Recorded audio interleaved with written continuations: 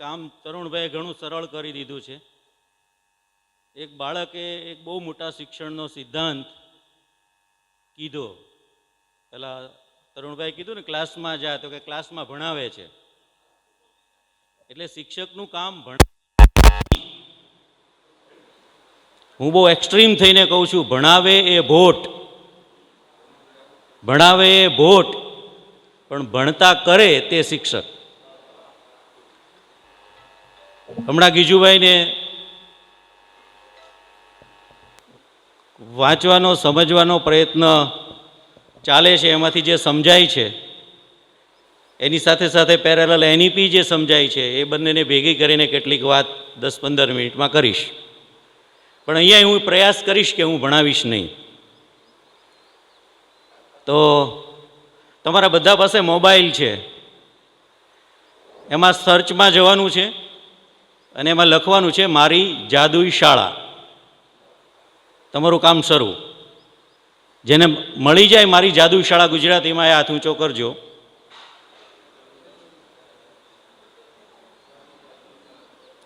અભય બંગ તમે શોધો ત્યાં સુધી થોડું બેકગ્રાઉન્ડ એમનું કહી દઉં કે પદ્મશ્રી અભય બંગ છે એ ગાંધીજી એ જે પ્રયોગ શરૂ કર્યો વર્ધામાં નહીં કેળવણીનો, એ સેવાગ્રામમાં રહીને એ ભણ્યા અને કેવી રીતે ભણ્યા એનું 8-9 પાનામાં એનું વર્ણન છે. Very good. 2-3 લોકોને મળ્યું. Very good.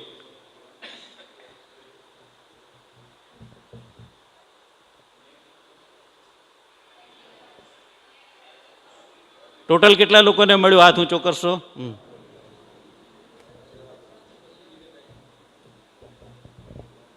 નેટ ન હોય તો આજુબાજુમાંથી વાંચજો. આ બાજુનો ભાગ છે ને એને વાંચવાનું છે સંતોનો મેળો, 3 પેરેગ્રાફમાં છે. આ બાજુનો ભાગ વાંચવાનું છે કે જીવન સાથે સંબંધ રાખનાર ગણિત. પહેલો પેરેગ્રાફ છોડીને બીજો ને ત્રીજો વાંચવાનો.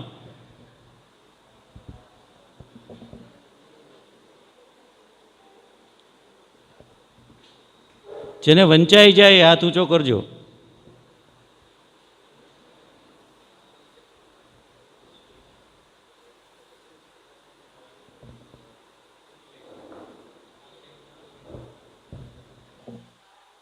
મોબાઈલમાં વાંચવા વાર લાગે છે. વંચાઈ ગયો હાથ ઊંચો કરજો એટલે ખ્યાલ રહે મને. ઓકે. હા, તમે હવે જ્યાં છો ત્યાં અટકી જાઓ. તમે ઘેર જઈને રસ્તામાં આરામથી વાંચજો. 8 પેજ છે માત્ર. વાંચો. સંતોનો મેળો ને. અહીંયા આવી જાઓ ને. સંત તુકારામના અભંગ અમે કડવી દવાની જેમ પીધા નથી. અષાઢી 11ના દિવસે અમારી શાળામાં દર વર્ષે સંતોનો મેળો ભરાતો. તેમાં જુદા જુદા સંતોના જીવન પ્રસંગો તાદશ થતા. નાટક કરતા, ચિત્રો બનાવતા અને નિબંધ લેદન પણ કરતા. આ બધું શાળાના બધા બાળકો મળીને કરતા. પૂરા 15 દિવસ સુધી શાળામાં મેળાનું વાતાવરણ રહેતું. તુકારામના એક અભંગ જે કા રંજલે ગાંજલે ને હું ત્યાં 3 જુદી જુદી રીત દ્વારા શીખ્યો. ત્યાં ગીત મંડળીમાં હું પહેલી વાર જ રાગ ભૈરવી ગાતા શીખ્યો.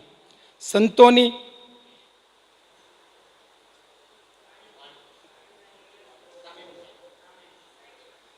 ના નમૂના એક મિનિટ.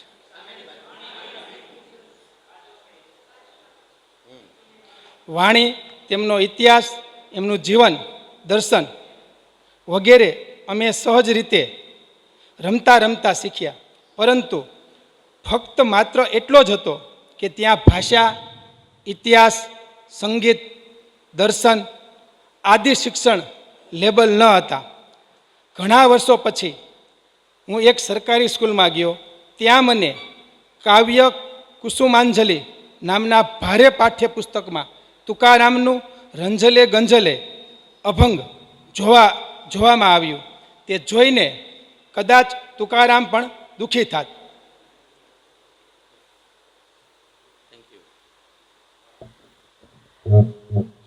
એનઈપીમાં જે જ્ઞાન આપણે માનીએ જ્ઞાન અખંડ છે અને આપણે ટુકડા કરીને આપીએ છીએ, એ ડોટ છે એ બહુ બધા લોકોને જોડાતા નથી. એટલે એનઈપીમાં પણ જુદા જુદા સબ્જેક્ટના ઇન્ટિગ્રેશનની વાત કરી છે. આ ઇન્ટિગ્રેશન આપણે માટે નવું નથી. ગાંધીજીએ પણ સમવાય તંત્રની વાત કરી હતી, સમવાય પાઠની વાત કરેલી હતી, સમવાય શિક્ષણની વાત કરી હતી. તો અહીંયા ફિનલેન્ડમાં જેને સિચ્યુએશનલ લર્નિંગ કહે છે, આપણે જેને પ્રોજેક્ટ પદ્ધતિ કહીએ છીએ, એના જેવું ત્યાં 15 દિવસ સુધી આ સંતોનો મેળો એક માધ્યમ હતું, એક સિચ્યુએશન હતી. આ સિચ્યુએશનમાંથી શું શીખી શકાય એની વાત અભયભાઈએ લખેલી છે કે એમાંથી ભાષા શીખ્યા, ઇતિહાસ શીખ્યા, દર્શનશાસ્ત્ર શીખ્યા, કલા શીખ્યા. તો એનઈપી ચોથું ચેપ્ટર વાંચીએ છીએ, બિટવીન્સ ધી લાઇન એવું છે કે every experience is learning experience. એટલે કોઈ ખાડા નથી. આ વિષયનો ખાડો, નો સાયલોઝ એવો એક શબ્દ વાપર્યો છે એમાં. અરુણભાઈની સંસ્થામાં જઈએ તો ગૌશાળામાં સાયલોઝ છે. સાયલો એટલે ખાડો. તો આ ગુજરાતીનો ખાડો અને આ ગણિતનો ખાડો અને આ વિજ્ઞાનના ખાડા, એ ખાડા પૂરાતા નથી, ઉપર આવીને બધા ભેગા થતા નથી. તો આ સિચ્યુએશન છે. કારણ કે આપણે સર્વાંગી મૂલ્યાંકનની વાત કરવાની છે, એટલે સર્વાંગી પહેલાં તો શિક્ષણ થવું જોઈશે. અને એ સર્વાંગી શિક્ષણમાં પહેલી વાત છે સબ્જેક્ટના ઇન્ટિગ્રેશનની. તો વિજ્ઞાન મેળાથી પરિચિત છીએ, પણ આવી કોઈ પણ સિચ્યુએશન, તમારે ક્રિકેટ મેચ જોવા માટે વિદ્યાર્થીને ટાસ્ક આપો અને બીજે દિવસે તમે ભાષા, ગણિત, ભૂગોળ, હિસ્ટ્રી, આર્ટ બધું જ શીખવી શકશો. આ લેખ તો એટલા રમતા રમતા શીખવે, એવરેજ તો એટલા રમતા રમતા શીખી જાય. તો આપણે જોવાનું છે, આપણા મનમાં રાખવાના છે માત્ર લર્નિંગ આઉટકમ. પણ જે સિચ્યુએશન સમાજમાં આની આજુબાજુ બને છે, અથવા આપણે એવી ઊભી કરીને આપવાની છે, એવી પરિસ્થિતિ ઊભી કરવાની છે જેમાં બાળક સ્વયં શીખી શકે. તો જીવન સાથે સંબંધ રાખનાર ગણિત કોણ કહે છે આ બાજુથી? કોઈ ના હોય એટલે તમે દેખાવો એમ આવી જાઓ. પહેલો પેરેગ્રાફ છોડી દેજો. એમાં પહેલા પેરેગ્રાફમાં એવું લખ્યું છે, એ આવે ત્યાં સુધી હું વાંચી લઉં એમ, કે એક નળથી ટાંકી ભરાઈને 2 નળથી ખાલી થાય ને એ જે દાખલા આપણે કામ સમય વેતનના ગણ્યા છે, એની જીવનની અંદર ક્યાં ક્યાં જરૂર પડી તો બહુ નિરર્થક લાગ્યું છે. પણ અહીંયા એ ગણિત કેવી રીતે શીખ્યા? ગણિતના શિક્ષક ગાય. નઈ તાલીમમાં હું ઘનફળની અવધારણા અને ગણિત કેવી રીતે શીખ્યો તેનું એક ઉદાહરણ આપું છું. દરરોજ અમારે બધાએ 3 કલાક કોઈ ઉત્પાદન કામ કરવું ફરજિયાત હતું. અહીંના શિક્ષણનું આ એક અભિન્ન અંગ હતું. આની પાછળ ગાંધીજીની બ્રેડ લેબર એટલે કે જાતે મહેનત કરી ને ખોરાક મેળવવાની અવધારણા તો હતી જ, સાથે સમાજ ઉપયોગી કાર્ય મારફત કુશળતા મેળવવાની વિનોબાની દ્રષ્ટિ પણ હતી. આના માટે હું થોડા દિવસ સુધી ગૌશાળામાં કામ કરવા જવા માંડ્યો. નવી ગૌશાળાના નિર્માણનું કામ ચાલુ હતું. મારા શિક્ષકે મને એક સમસ્યાનું નિરાકરણ શોધવાની જવાબદારી સોંપી. એ શોધો કે એક ગાય રોજ કેટલું પાણી પીએ છે. આ રીતે ગૌશાળાની બધી ગાયોને દરરોજ કેટલા પાણીની જરૂર પડશે. પછી એક એવી ટાંકી બનાવો કે જેમાં એટલું પાણી સમાઈ શકે. ટાંકીમાં કેટલી ઈંટો જોઈશે તેનો હિસાબ કરીને ઈંટો ખરીદી લાવો. ગણિતની આ સમસ્યા માટે હું લગભગ 1 અઠવાડિયા સુધી ઝઝૂમ્યો. જુદી જુદી ટાંકીઓનું ઘનફળ કેવી રીતે માપવું, ટાંકીનું ઘનફળ અને તેની બહારનું ક્ષેત્રફળ કેવી રીતે માપવું, આ અનોખી પદ્ધતિથી પ્રત્યક્ષ ટાંકી બનાવીને હું ગણિત શીખ્યો. આવી વાત છે. આભાર રાજેન્દ્રભાઈ. આપણે બધા ઘનફળ શીખ્યા છીએ, હા કે ના?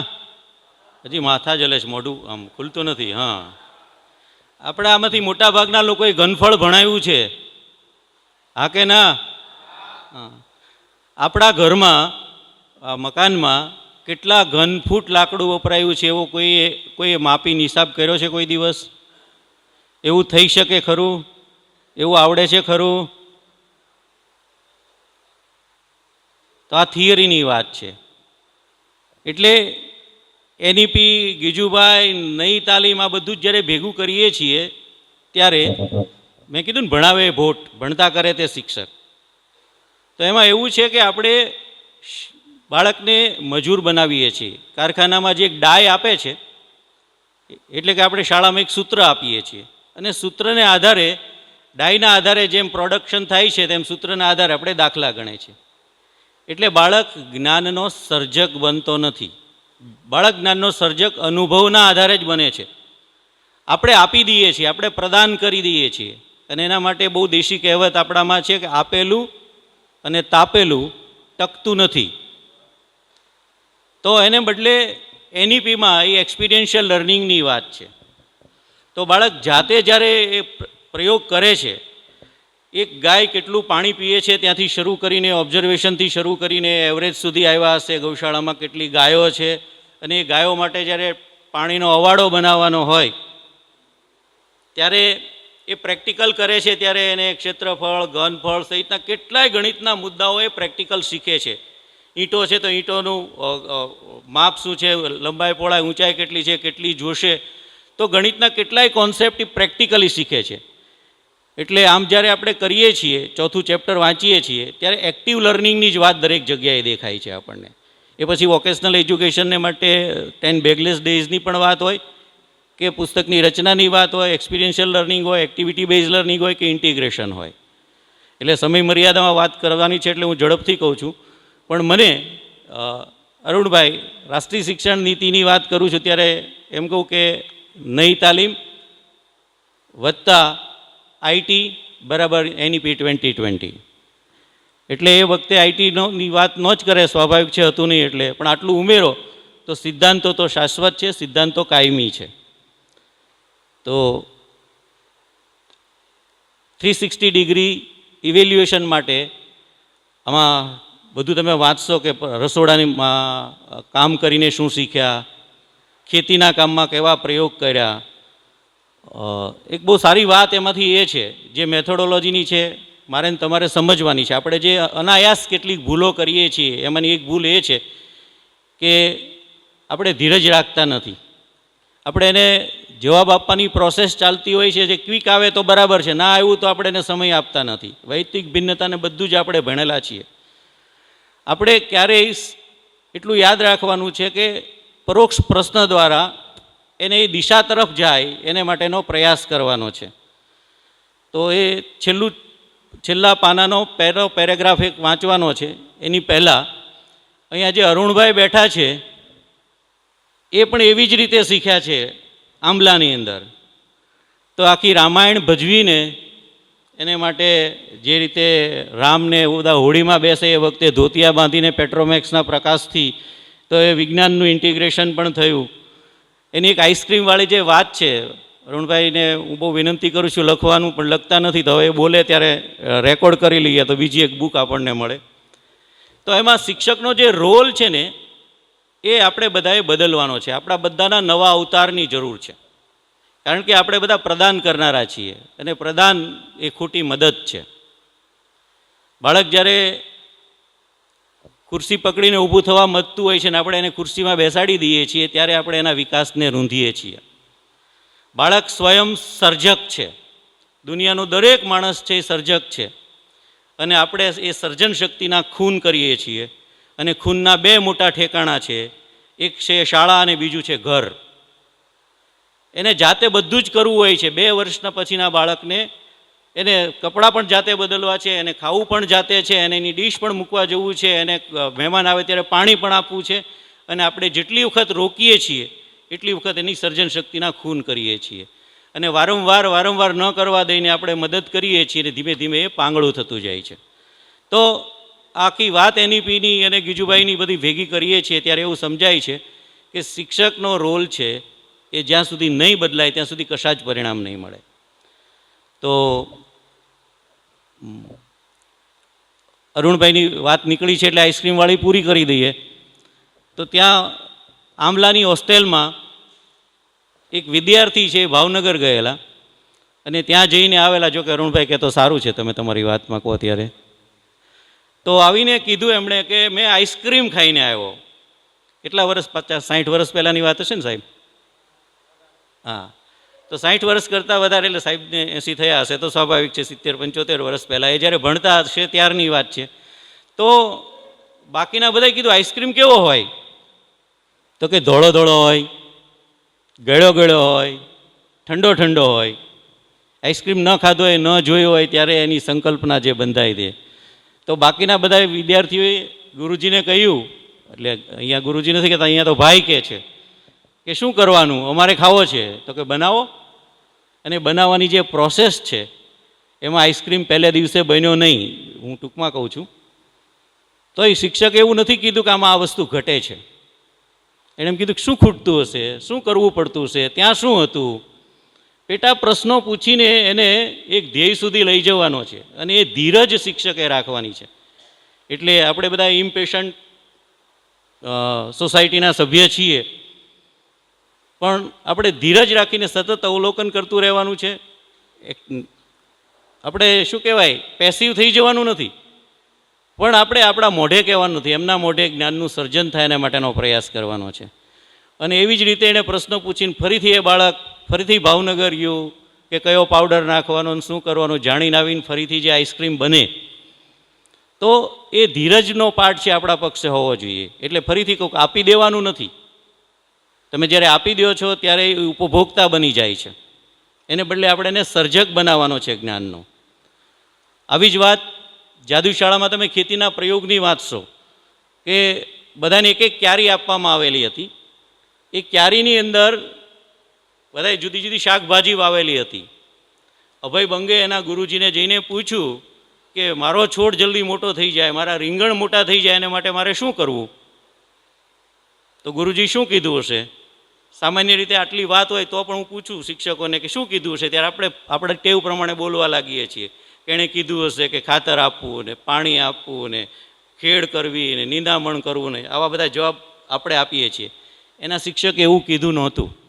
એના શિક્ષકે કીધું કે છોડને મોટા થવા માટે શું શું જરૂરી હશે, ક્યાંથી મળશે આપણને, કયું પુસ્તક જોવું જોઈશે. એટલે લાઇબ્રેરીમાંથી ફરીથી એ પુસ્તક શોધીને વાંચીને નાની મોટી પ્રશ્નોત્તરી કરીને અભય બંગેની જાતે નક્કી કર્યું કે ગૌશાળામાં જે ગૌમૂત્ર મળે છે એમાંથી સૌથી વધારે નાઇટ્રોજન મળશે, અવેલેબલ છે એમાંથી.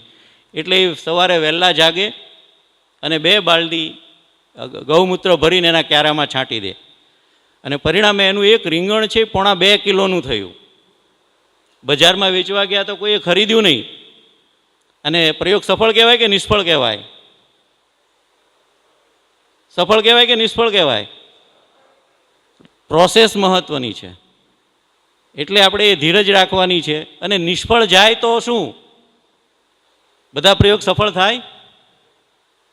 આ તો સફળ જ છે, પણ આ તો આપણે એ પણ માનસિકતા ભૂલી જવાની છે. આપણી આખી શિક્ષણ તંત્રની અંદર દંભની યાદી કરીએ તો એમાં બહુ બધા છે. જેટલા લોકો એમએડ થયા છે એ બધાને ખબર છે કે બધાના પ્રયોગ છે એમએડમાં જે કરે એ બધાના સફળ જ થાય, કોઈને નિષ્ફળ થાય જ નહીં. અને નિષ્ફળ થાય તેની થીસીસ કે ડિઝર્ટેશન કે એના માર્ક્સ ના મળે. તો એક બાજુ આપણે માનીએ છીએ, વાસ્તવિકતાની વાત કરીએ છીએ, અને બીજી બાજુ એવા દંભ કરીએ છીએ કે ભાઈ મેં આ પ્રયોગ કર્યો ને આટલો બધો સફળ થયો. તો આપણે એ પણ સ્વીકારવાનું છે કે પ્રયોગ કે પરિણામ મહત્ત્વ કરતાં એ જે પ્રોસેસ દરમિયાન શીખે છે એ બહુ મહત્ત્વનું છે. તો આ રીતે 360 ડિગ્રી ઇવેલ્યુએશન માટે પહેલાં તો 360 ડિગ્રી એટલે કે સર્વાંગી શિક્ષણ આપવું પડશે. શિક્ષક એનો રોલ બદલવાનો છે. એ એક્ટિવિટીઝ થ્રુ, એક્સપિરિયન્શિયલ લર્નિંગ, એ જુદા જુદા વિષયના ઇન્ટિગ્રેશન, આ બધું જ મેથડથી એ શીખે. અને શિક્ષકના પક્ષે ખૂબ ધીરજથી શરૂઆતની અંદર ખૂબ મહેનત કરવાની જરૂર છે, કારણ કે આ અવતાર નથી ચાલવાનો. તો એનું મૂલ્યાંકન પણ કેવું હોય તો કે જેટલી વિવિધતા આપણી પેડાગોજીમાં છે એટલી જ વિવિધતા મૂલ્યાંકનમાં રાખવી પડશે. અત્યારે આપણે શું કામ નથી કરી શકતા આ બધું, કે કરતા કેમ નથી, શિક્ષક પ્રેરાતા કેમ નથી? તો કે મૂલ્યાંકન છે એ એકાંગી છે. તો આ એકાંગી મૂલ્યાંકનને બદલે સર્વાંગી મૂલ્યાંકન થાય. એણે વર્ષ દરમિયાન જે પ્રવૃત્તિ કરે છે, પ્રજ્ઞામાં સરસ પોર્ટફોલિયોની વાત છે, પોર્ટફોલિયો ઇવેલ્યુએશનની વાત છે. તો વર્ષ દરમિયાન જેટલી પ્રવૃત્તિ કરે છે એનો રેકોર્ડ રહે. હોલિસ્ટિક રિપોર્ટ કાર્ડમાં લખવા માટે પણ જોઈએ, પણ તો આ પોર્ટફોલિયો એનો અલગ નિભાય, એના ઓબ્ઝર્વેશન નોંધાય. એ માત્ર શિક્ષકે જ ઇવેલ્યુએશન કરવાનું નથી. મારી જીવનકથામાં જુગતરામ કાકાએ એવું લખ્યું છે કે અમે વેડછીમાં એવા પ્રયોગ કરતા હતા કે અમારું મૂલ્યાંકન છે વિદ્યાર્થીનું જૂથ હતું, વિદ્યાર્થી મંડળ કરે, વાલી કરે, જુદા જુદા વિષયના શિક્ષકો કરે ને સ્વયં વિદ્યાર્થી કરે, એવો પ્રયોગ અમે શરૂ કર્યો હતો. એટલે જે 1945 પછીની આ વાત કરું છું જુગતરામ કાકાની શાળાના પ્રયોગમાં, એના બે વિદ્યાર્થીઓને હમણાં હું રૂબરૂ મળ્યો, બાબરભાઈ અને એક બીજા ત્યાંના દેસાઈ સાહેબ. આ બંને જુ કાકાની સાથે કામ કર્યું અને ભણ્યા. તો એની જીવનકથામાં આ વસ્તુ લખી છે. તો અમે મૂલ્યાંકન કેવી રીતે કરતા હતા, એનઈપીમાં કોઈ વાત નવી નથી, બધા જ પ્રયોગો થઈ ચૂક્યા છે, પણ અલગ અલગ રીતે અલગ અલગ જગ્યાએ થયા છે. આપણે એ બધાને જુદી રીતે સમજવાનું છે. પણ સૌથી પહેલાં શિક્ષક એનો રોલ બદલવાનો છે. બીજું છે કે આ બધી જ મેથોડોલોજીનો આપણે ઉપયોગ કરીએ. અને ત્રીજી વાત છે તો એ પ્રમાણે એ મૂલ્યાંકન કરવાનું. એ મૂલ્યાંકનનું માળખું કેવું હશે? 360 ડિગ્રીઝની વાત કરીએ છીએ ત્યારે એ ક્રિયાત્મક પણ હોય, એ મૌખિક પણ હોય, લેખિત પણ હોય, અને સાથે સાથે આ અનેક પ્રકારના લોકો દ્વારા એ થાય. મારી જાદુઈ શાળાનું છેલ્લું પાનું છે, એમાં લખ્યું છે કે અમે વિનોબાજીની સભામાં જઈને પાથરણા પાથરતા હતા, ક્યારેક પૂર્વ ભૂમિકા આપતા હતા કે બીજું કંઈ પણ કામ કરતા, આ બધું જ અમારા મૂલ્યાંકનનો ભાગ હતો. તો આવા પ્રકારની કલ્પના 360 ડિગ્રી મૂલ્યાંકનમાં કરી છે. સમયના અભાવે બધા જ ઉદાહરણની વાત નથી થઈ, પણ તમારા મોબાઈલમાં તમે ખોલ્યું જ છે મારી જાદુ શાળા, તો આપ સૌને જોઈ લેવા માટે વિનંતી છે. અને છેલ્લું ટાસ્ક તમારા મોબાઈલમાંથી PARAKH એવું લખો, પરખ.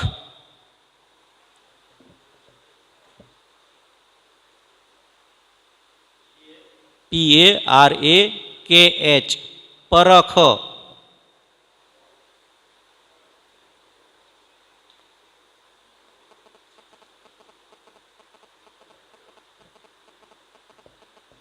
જેને ફૂલ ફોર્મ આવી ગયું હોય હાથ ઊંચો કરો ને.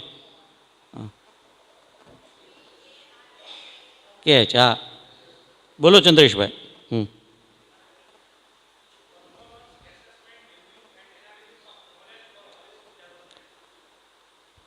બધાને સંભળાયું?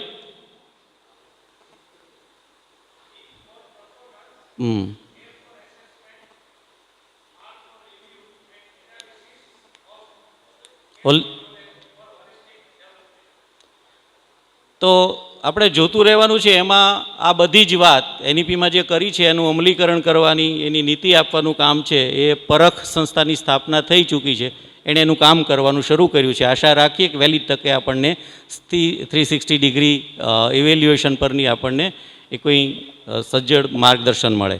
પણ એની પહેલાં જે મારા તમારા હાથની વાત છે કે આપેલું તપાવવાનું ને આપવાનું બંધ કરવાને બદલે સ્વયં શીખતો થાય એવું કામ શરૂ કરીએ. આપ સૌનો આભાર, ધન્યવાદ.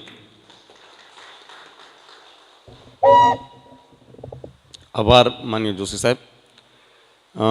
ડૉક્ટર પંડિત સાહેબ અને જોશી સાહેબને વિનંતી કરીશ કે આપણી આ શિબિરના બંને મુખ્ય વક્તાશ્રીઓને આદરણીય ભરાડ સાહેબને મંચ પર લઈને ઉપસ્થિત થશે. માનનીય પંડિત સાહેબ અને જોશી સાહેબ, રતિલાલ બોરીસાગર સાહેબ અને અરુણભાઈ દવે સાહેબ અને માનનીય ગીજુભાઈ ભરાડ સાહેબને મંચ પર ખૂબ તાળીઓથી વંદન સાથે આપણે આમંત્રિત કરીએ છીએ.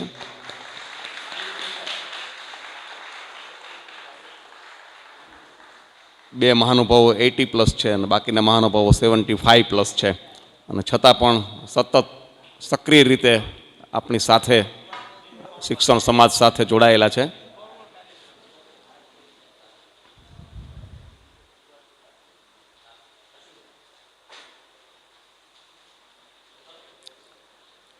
ટી સેશન પહેલાંનું જે આ ચરણ છે એમાં હવે પછી માનનીય ગીજુભાઈ ભરાડ સાહેબ આપણને એમનું જે 20 મિનિટનો સમય છે એમાં વાત મૂકવાના છે.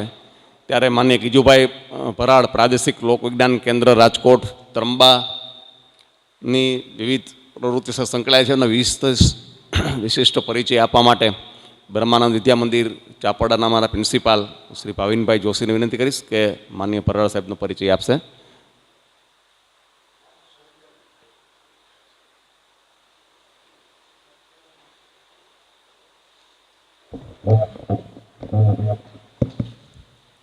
હરિઓમ. પરમ પૂજ્ય મુક્તાનંદજી બાપુના ચરણમાં વંદન. બ્રહ્મચારી શ્રી ભગવતીનંદજી એજ્યુકેશન ટ્રસ્ટની સ્થાપના અહીં ચાપરડાના સૂર્યધામ ખાતે કરવામાં આવી. અલગ અલગ સેવાકીય કેમ્પોનો ધોધ વલોવાતા ગયો. એના સંદર્ભમાં પૂજ્ય બાપુએ જ્યારે 2001માં આ સંસ્થાની સ્થાપના કરવામાં આવી ત્યારે શિક્ષણને શૂન્યમાંથી સર્જન કરીને માનવની કેળવણીને આગળ વધારવાનો પ્રયાસ બાપુએ કર્યો અને શ્રી ભરાડ સાહેબે ખૂબ સાથ સહકારથી એમના અનુરોધને સ્વીકાર્યો. ભરાડ સાહેબ વિશે આપણે પરિચિત ન હોય, એનો પરિચય આપણા ચિત્તમાં હોય. એક શ્વેતધારીને શ્વેતપત્ર જેવું જીવન એમનું કાયમી માટે રહ્યું છે, જે રાષ્ટ્રીય શિક્ષણ નીતિના ટાસ્ક ફોર્સના એક માનનીય સદસ્ય તરીકે છે. ભરાડ સાહેબ એટલે જ્યાં સુધી વાત કરીએ ને ફોન ન મૂકે એ ભરાડ સાહેબ, આપણે મૂકવો પડે એ ભરાડ સાહેબ. ગમે ત્યારે આ સંસ્થાને અનેક સંસ્થાઓનું માર્ગદર્શન એમને નીચે ચાલી રહ્યું છે. આજની તારીખમાં પણ સાહેબ દ્વારા વિવિધ કાર્યો શિક્ષણના થઈ રહ્યા છે. એમાં શ્રી બ્રહ્માનંદ વિદ્યા મંદિર ચાપડા, બ્રહ્મચારી શ્રી ભગવતીનંદ એજ્યુકેશન ટ્રસ્ટના એ ચેરમેન પર્સન છે. વિશેષ એમનો પરિચય આપ એમની કર્મથી આપણે પરિચિત છીએ, છતાં પણ એક પ્રતિનિધિત્વના ભાગરૂપે શ્રી ભરાડ સાહેબનું સંસ્થા વતી હું હાર્દિક સ્વાગત કરું છું અને મહાનુભાવોના ચરણમાં વંદન કરું છું. ધન્યવાદ. આભાર. પ્લીઝ હિરણભાઈ ભટ્ટનું પણ સ્વાગત છે, ડાયટ પ્રિન્સિપાલ ભાવનગર અને જુનાગઢ. અને પૂર્તતા માટે પંડિત સાહેબને વિનંતી.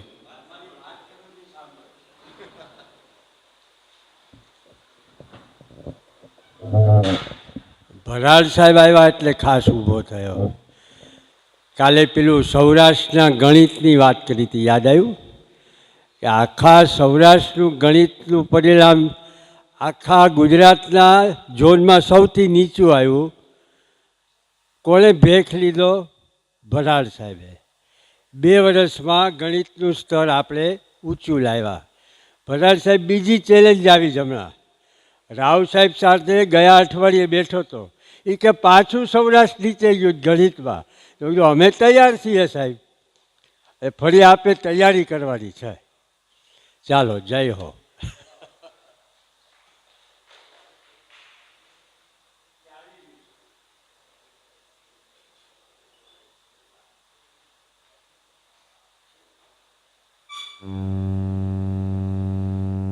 સંચાલનમાં પણ 360 ડિગ્રી ઇવેલ્યુએશન ચાલે છે મારે, એટલે એક સેકન્ડ મોડો થયો.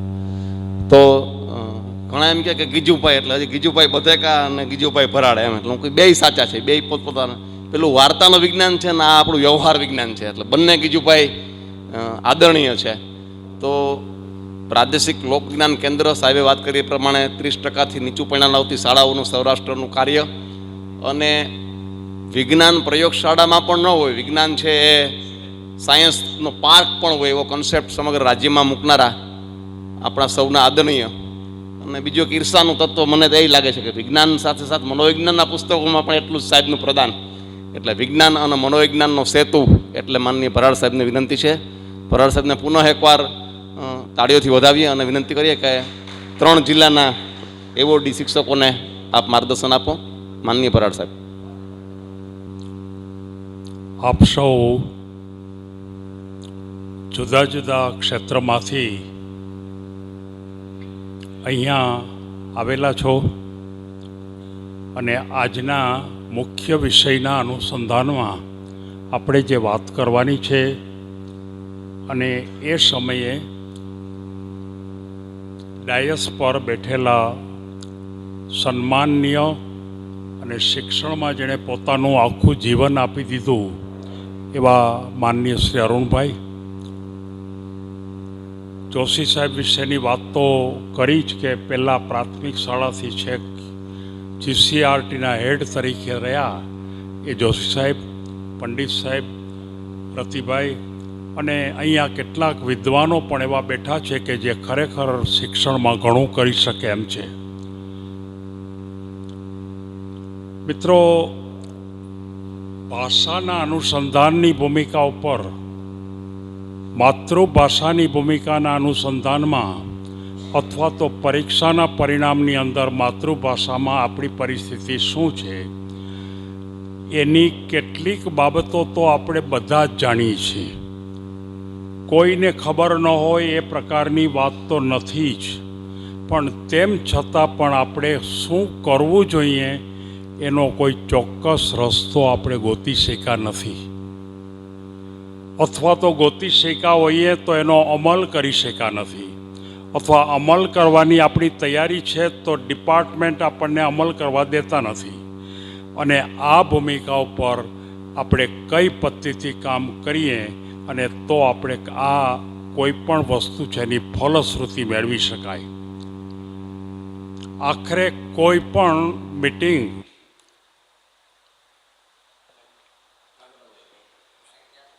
બંધ થઈ ગયું, ચાલુ છે. કોઈ પણ સેમિનાર કે કોઈ પણ વાતચીત, એની પાછળનો ખ્યાલ એની ફલશ્રુતિ છે. જો આપણે ફલશ્રુતિ ઉપર ન જઈ શકીએ તો આ બધી બાબતો છે એ આપણને ઉપયોગી થતી નથી. અને આ જ પ્રકારની ભૂમિકા ઉપર ગુજરાતમાં અનેક જગ્યાએ જુદી જુદી સંસ્થાઓએ પણ સેમિનારો કર્યા છે. સુરતમાં પણ સેમિનારો થયા છે, મહેસાણામાં પણ થયા છે કે આપણી માતૃભાષાને બચાવવી કેમ, આપણો માતૃભાષાના પરિણામ 10મા ધોરણમાં ઓછું શું કામ આવે છે.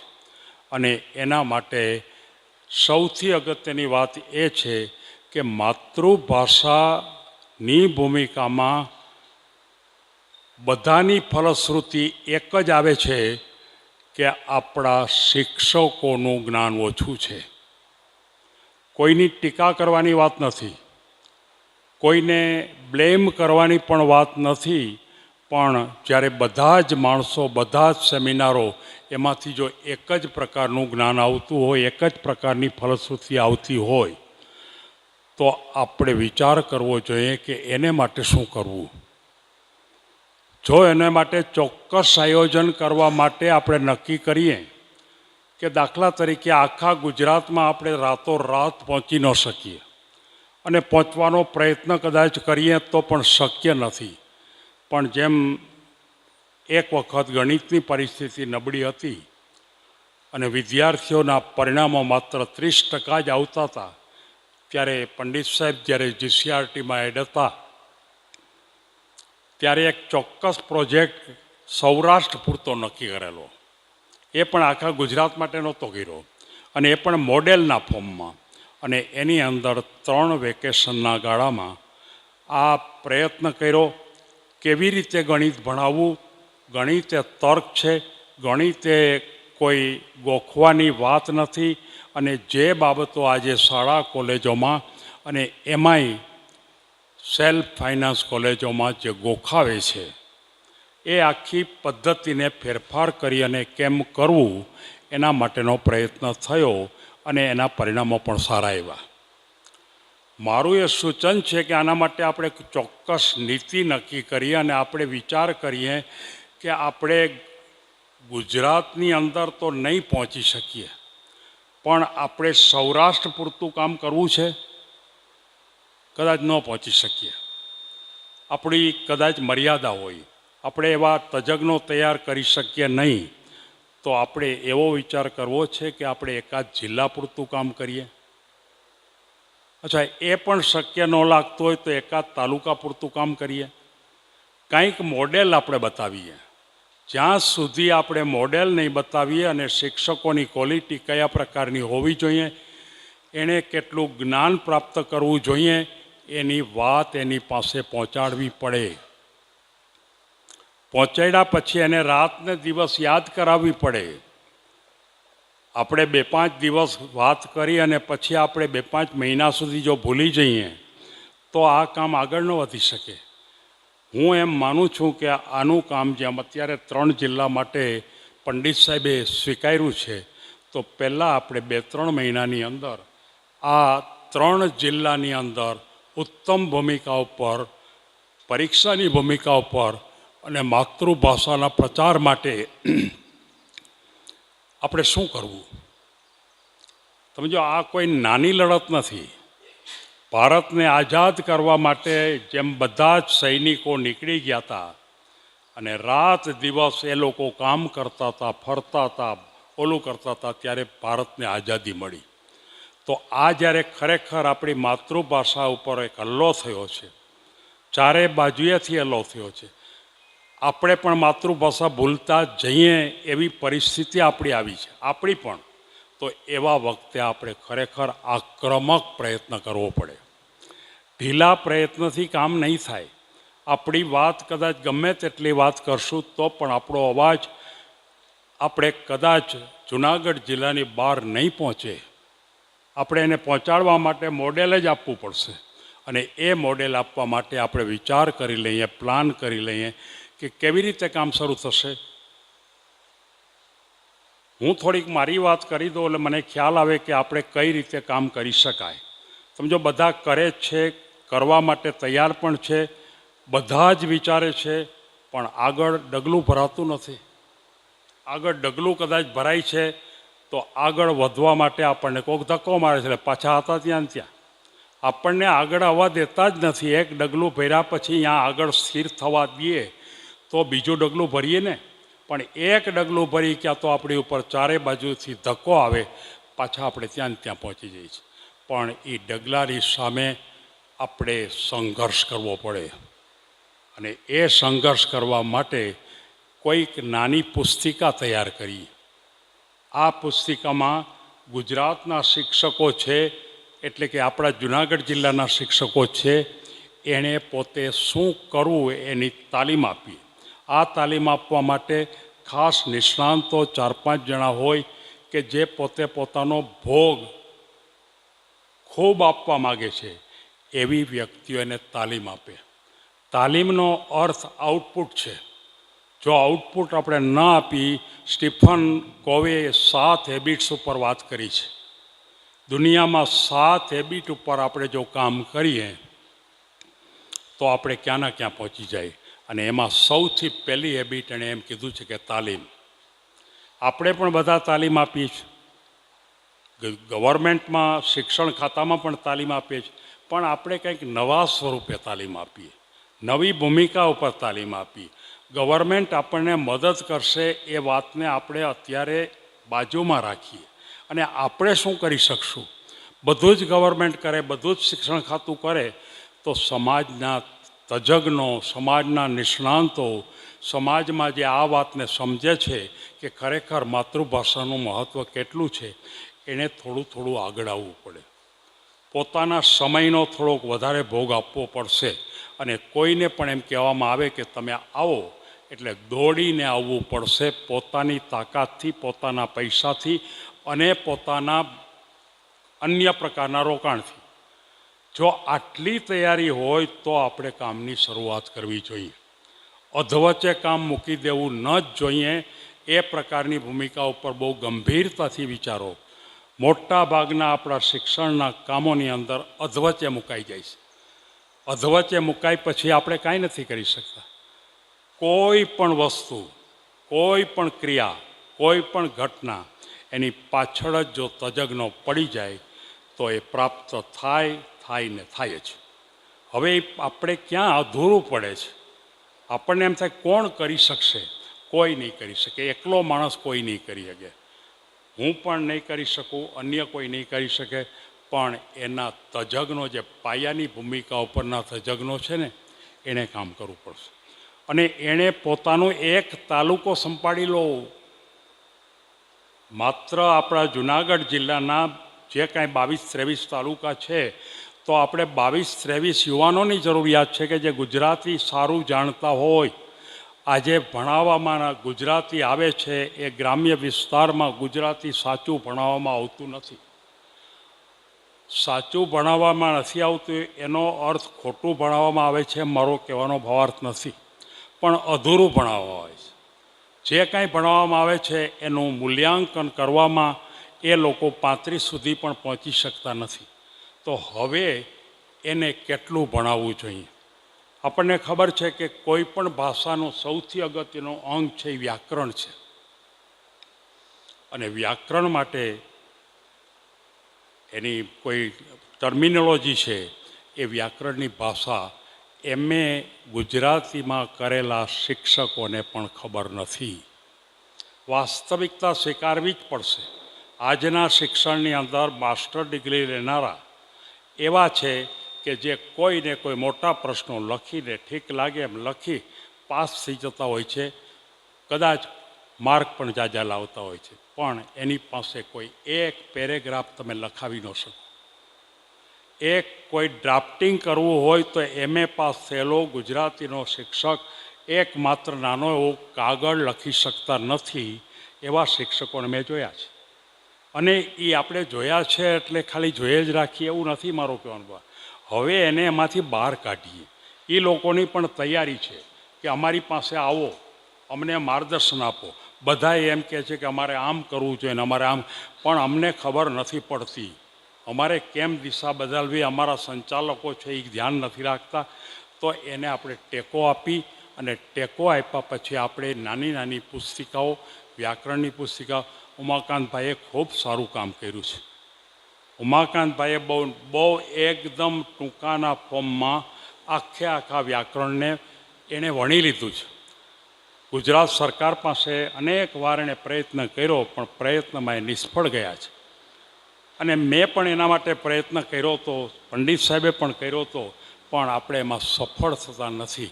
પણ મને તો એમ કહેવું છે કે આપણો એ પ્રયત્ન જ ખોટો હતો. આપણે સરકાર પાસે જવાની કોઈ જરૂર જ નથી. આપણે સુધરાવી નાખો. આપણે બધા જ માનો કે આ બધા જે શિક્ષકો છે એ બધા જ શિક્ષકોને તમે આ જેટલું આપણે કરવાનું છે એ બધાની નાની નાની પુસ્તિકાઓ પહેલાં તૈયાર કરી અને મોકલી દઈએ. અને એમાંના 50% તો એવા હશે કે જે એના ઉપરથી સમજીને કામ કરતા થઈ જશે. હકીકતમાં તો એને શું શીખવાડવું એના કરતાં પણ વધારે સારી વાત એ છે કે એની જે ખરેખર ડ્યુટી છે એમાં એ પ્રમાણિકતા પ્રમાણે કામ કરે.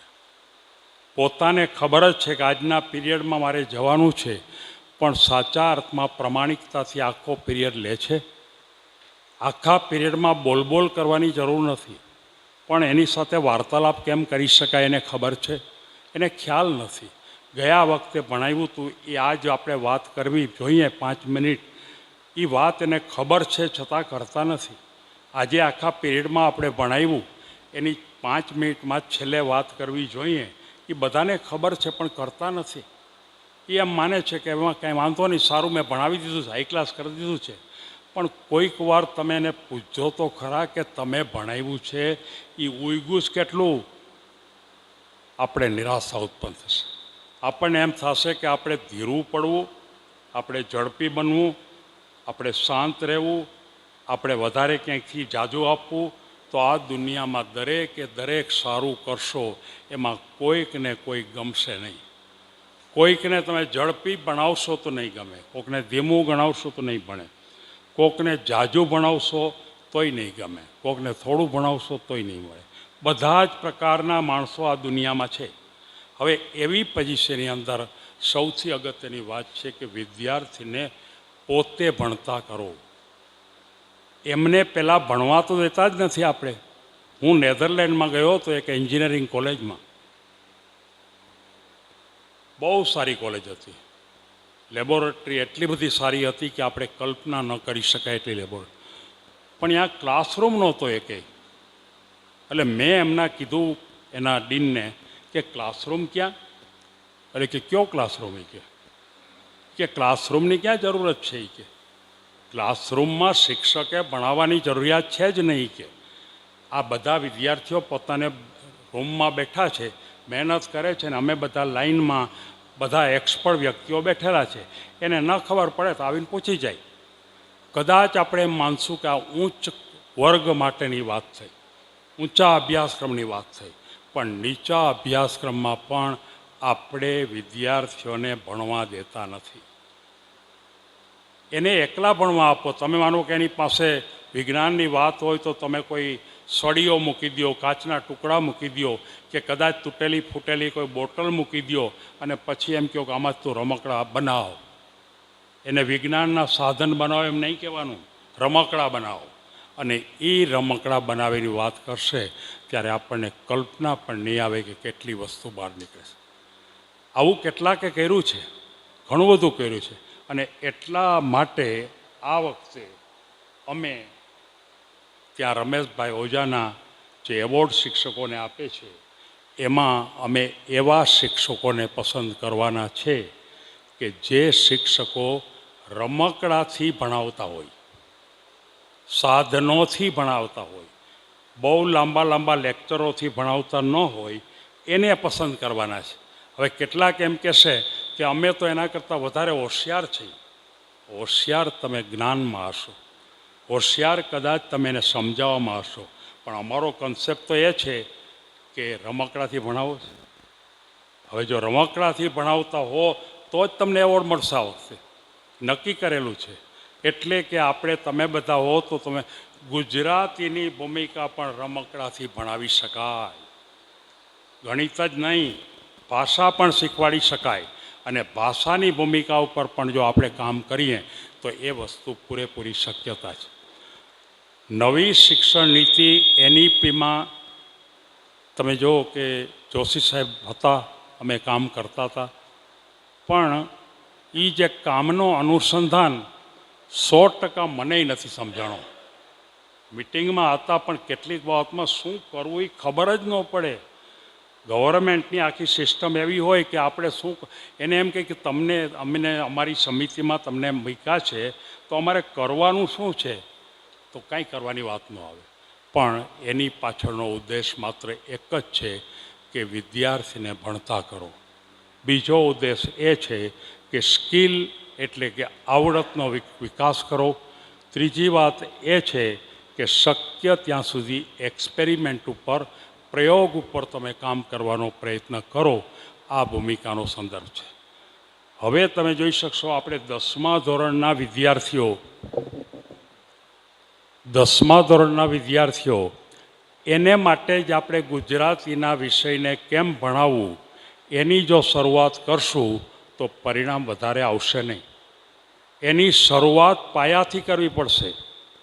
તમે 9મા ધોરણમાં હોય ત્યારથી એની ભાષા વાંચતા નથી આવડતું એવા વિદ્યાર્થીઓ 10મા ધોરણની અંદર આ વખતે પાસ થઈ ગયા, જેને વાંચતા નથી આવડતું.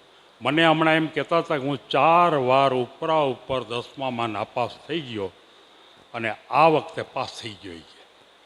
હવે આની પાછળનો ઉદ્દેશ ખરેખર સારો છે. પાસ બહુ નાપાસ કરવા, કારણ કે અત્યાર સુધી મોટા ભાગની પરીક્ષાની પદ્ધતિ એવી હતી કે વિદ્યાર્થીને શું નથી આવડતું એ તપાસ કરો, ગોતી કાઢો કે આટલું નથી આવડતું, અને નથી આવડતું એ ગોતી કાઢો એટલે એમાં જાજુ ન આવડતું એટલે નાપાસ થાય. હવે પરીક્ષા પોઝિટિવ દિશામાં આવી અને એ પોઝિટિવ દિશામાં એ વાત આવી કે વિદ્યાર્થીને કેટલું આવડે છે એ તપાસ કરો. અને આવડે છે એટલે બધાને ખબર પડે આ છોકરાઓને આવડે તો જાજુ, થોડું નથી આવડતું. અને એટલા માટે આ પરિણામ આ વખતે ઊંચું આવ્યું. પણ છતાંય આ પરિણામ ઊંચું છે એનો લાભ લેવા માટે શિક્ષકોએ તૈયાર થવું પડશે. નહીંતર ફરીવાર 60% આવી જશે. તમે માનો પરીક્ષામાં પરિણામની સાથે અત્યારે મૂલવવાનો ન પ્રયત્ન કરો, પણ 82% પરિણામ આવ્યું હોય તો એની પાસે 82%નું જ્ઞાન તો હોવું જોઈએ. 82% વિદ્યાર્થીઓ પાસ થઈ જવા જોઈએ.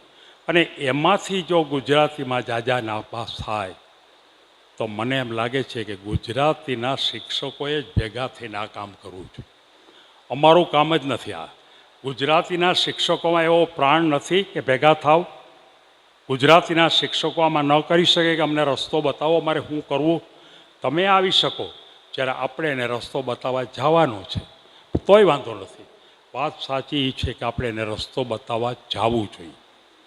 એ લોકો આપણને કહે એમ નહીં, પણ આપણે એને બતાવો કે આ રીતે કરો, અને એને માટેનો એક ચોક્કસ અભ્યાસક્રમ નક્કી કરો કે કેટલું કેટલું કરવું, અને આ વખતે ગુજરાતીમાં વિદ્યાર્થીઓનું પરિણામ સારું જ આવે, ઉત્તમ જ આવે. એ પ્રકારે જો આપણે 3 મહિનાનો પ્રોગ્રામ કરીએ અને 3 મહિનામાં જો એક જિલ્લા પૂરતું કામ કરીએ તો એ કામને આખા ગુજરાતની અંદર બધાને તૈયાર કરીએ કે ભાઈ મહેસાણા જિલ્લાની અંદરથી 5 જણા આવો, સુરતમાંથી 5 આવો, અને અહીંયા આવીને અમે જે કામ કર્યું આ જુનાગઢ જિલ્લામાં એ કામની તમે શરૂઆત હવે પછી 3 મહિનામાં કરો. કદાચ આપણે બહુ સારું કામ કર્યું એમ માની લઈએ, આપણે બહુ ઉત્તમ કામ, અને આપણું પરિણામ આપણે કદાચ બહુ સારું પણ લાવ્યા, ગુજરાતીમાં નાપાસ થાય એવી સંખ્યા જ ન રહી, તો પણ 10મા ધોરણનું બોર્ડનું પરિણામ નીચું જ આવવાનું. એક જિલ્લાથી કામ નહીં થાય. સમગ્ર ગુજરાતની ભૂમિકામાં જ્યારે આ કામ થાય એને માટે આપણે જાગૃત થવું, અને એને માટે જાગૃત થવા માટે આ 1 વર્ષનો ગાળો પણ પૂરતો છે, કોઈ તકલીફ નથી. આપણે એમ થાય કે 2-3 વર્ષનો પ્રોગ્રામ કરીએ અને જુદા જુદા જિલ્લામાં જઈએ તો આજના આ ફાસ્ટ દુનિયાની અંદર ચાલે એમ નથી. હું તો એમ જ કહું છું કે આપણે એવું નક્કી ન કરી શકાય કે 2 મહિનામાં જુનાગઢ જિલ્લાના તમામ ગુજરાતીના શિક્ષકો બોલાવો, 2 દિવસની તાલીમ આપો, પુસ્તકો આપો અને કામ કરતા થઈ જાઓ, અને જે મોડેલ તૈયાર થાય એ મોડેલની ઉપર આપણે બીજા રાજ્યોની અંદર આપણા કેટલાક યંગ તજજ્ઞો છે એને મોકલીએ અને એ લોકો કામ કરતા થઈ જાય. એક ચોક્કસ પ્લાનિંગ, એક ચોક્કસ આયોજન વગરની શરૂઆત, આયોજન વગરના કામ, અને આયોજન વગર જો આપણે કરશું તો છેલ્લું પરિણામ સારું આવતું નથી. આજે આ ભૂમિકા ઉપર આપણે વિચારી શકાય. પછીનો બીજો મુદ્દો જે છે, બીજો મુદ્દો કે માતૃભાષામાં શિક્ષણ કેમ વધે. મિત્રો, મને એમ લાગે છે કે માતૃભાષામાં શિક્ષણ વધારવાની આવશ્યકતા બહુ ઝાઝી છે, પણ કેટલીક મર્યાદાઓ છે. આપણે ખરેખર એ મર્યાદાને કાપવાનો પ્રયત્ન કરવો પડશે. બહુ હાયર લેવલમાં, જેને કહી શકાય રિસર્ચમાં લેવલમાં જવાનું છે, એને તો થોડુંક વિશ્વ ભાષા શીખવી જ પડશે, પણ જેને રિસર્ચમાં નથી જવું એને દુઃખી કરવાનું કોઈ કારણ નથી, અને એવાને આપણે માતૃભાષામાં શિક્ષણ આપવું. આજે જે પુસ્તકની અંદર રચના થઈ છે ને, કે 1 પાનું અંગ્રેજીમાં ને 1 પાનું ગુજરાતીમાં, આ સૌથી ખરાબ પોઝિશન છે. આવું કરાય જ નહીં, પણ હવે ખબર નથી પડતી કોણ કરે છે. આવી વાતોય થઈ, ચર્ચાઓય થઈ, અને એમ પણ કીધું કે નથી કરવું. 2 અલગ અલગ પુસ્તક કરો કારણ કે 2 જુદા જુદા ગ્રુપના માણસો ભણે છે, અને એ રીતે પણ એને માટે માત્ર 1 વર્ષના ગાળામાં આપણે કોઈ દિવસ પ્રાપ્ત નહીં કરી શકીએ. બધું જ માતૃભાષામાં થાય એવું આપણે કરીએ એ 1 વર્ષના ગાળામાં પ્રાપ્ત ન થઈ શકે. એને માટે ઓછામાં ઓછા 1000 યોદ્ધાઓએ બહાર નીકળવું પડે, અને એ યોદ્ધાઓ આખા ગુજરાતમાં ફરતા થાય કે અંગ્રેજીમાં આ મુશ્કેલીઓ અને ભાષામાં આ મુશ્કેલીઓ. વિશ્વના મોટાભાગના સાયન્ટિસ્ટો પોતાની માતૃભાષામાં ભણ્યા છે, મોટાભાગના સાયન્ટિસ્ટો. તો એ બધી વાતો આપણે એને કરીને બતાવી શકાય. પણ એવા 1000 સૈનિકો ક્યાં આપણી પાસે કે પોતાનું ઘર છોડીને 1 મહિના માટે ચાલો નીકળવાની તૈયારી કરી, હું આવવા તૈયાર છું. આપણે નિર્ણય કરીએ, જવા માટેની શરૂઆત કરીએ. 1-2 સેમિનારથી કામ નહીં થાય, હું બહુ ચોક્કસપણે માનું, પણ એની પાછળ આપણે નક્કી કરી અને દોડીએ, ગામ જઈએ. કોઈ અહીંયા આવશે નહીં, આપણે જવું જોઈએ, અને જઈ અને પ્રયત્ન કરી.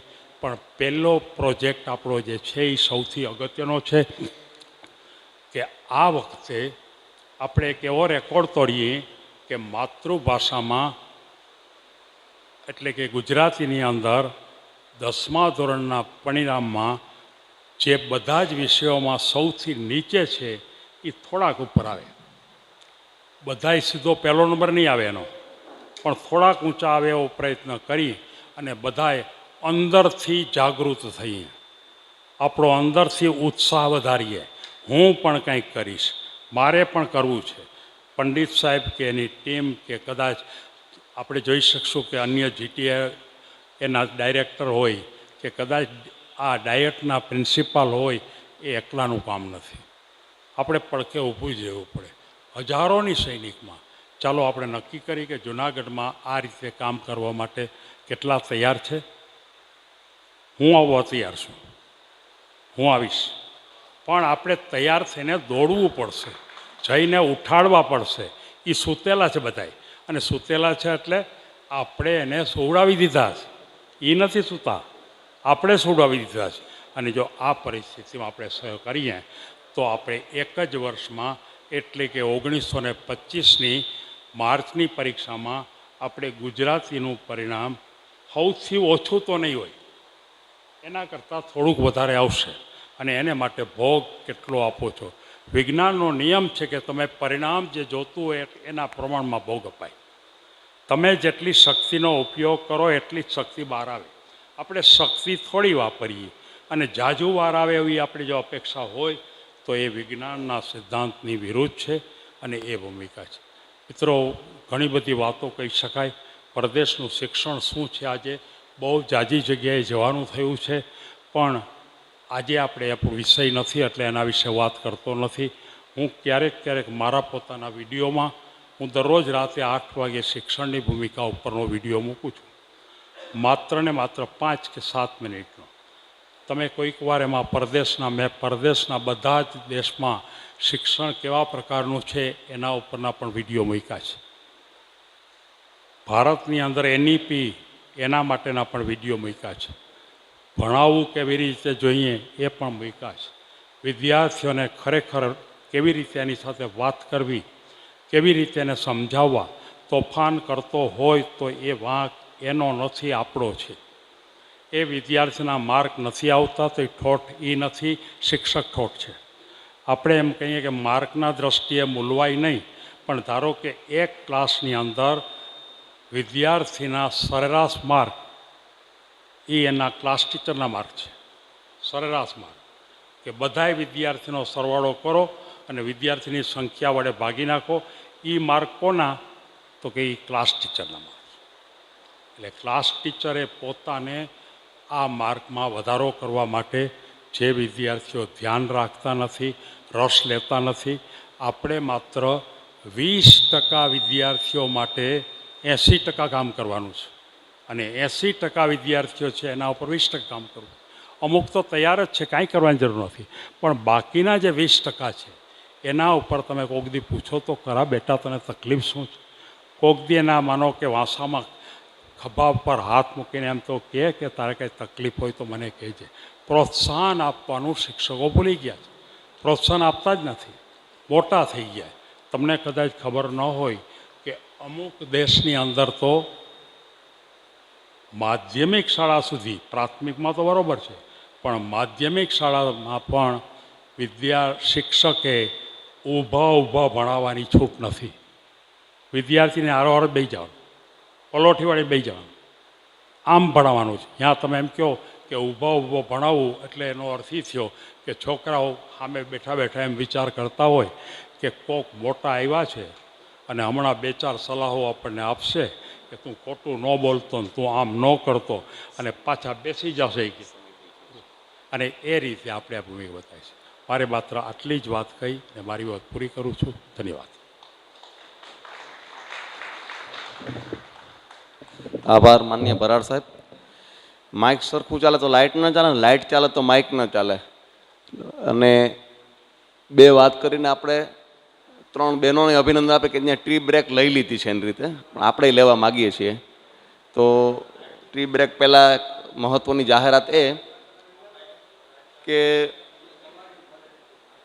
પાછળ તમે ટી બ્રેક પૂરી કરીને આવશો એટલે તમે અહીંયા આવવા ગયા છો, આ કોઈ સરકારી કાર્યક્રમ નથી, પૂજ્ય બાપુ તરફથી જ આખી વ્યવસ્થાઓ થઈ છે સુંદર સુવિધાપૂર્ણ રીતે. આમ છતાં કોઈને પોતાનો મુસાફરી ખર્ચ લેવો હોય તો તમે ટી બ્રેક પૂરી કરીને આવશો ત્યારે અહીંયા પાછળ જે સ્લેટ કાઉન્ટર છે ત્યાં રોકડ રકમ પડી હશે. આપ ઈચ્છો તો આપના નિયત ખર્ચને ત્યાંથી મેળવી શકશો. એટલી જાહેરાત. બીજું ટી બ્રેક સાથે સાથે ઘીની જાહેરાત. ઘી કે અહીંયા વેકેશન ચાલે છે અત્યારે તો એટલા માટે છે, નહીંતર તો દવા સિવાય આપણે ઘી આપતા નથી અહીં ચાપડામાંથી. પણ ઘણા બોલે ગાયનું ઘી નહીં, શુદ્ધ ગાયનું ઘી એમ. એટલે 1500 રૂપિયા ભાવ છે કિલોનો. એ દવાથી માંડીને બધે જ ઉપયોગી થાય છે. એટલે કોઈ ઈચ્છે એ ખરીદવા માટે તો કાળુભાઈ કે દીપકભાઈનો સંપર્ક કરી શકે છે. આપણે ટી બ્રેક પછી તરત જ મળીએ છીએ અને આ જે પ્રક્રિયામાં જોડાવા માંગતા હોય એ લોકો પોતાનું મુસાફરી ખર્ચ ત્યાંથી મેળવી અને પૂજ્ય બાપુ પધારે પહેલાં પાછા આપણે અહીંયા ટી બ્રેક પૂર્ણ કરીને તરત આવશું. સૌનો આભાર.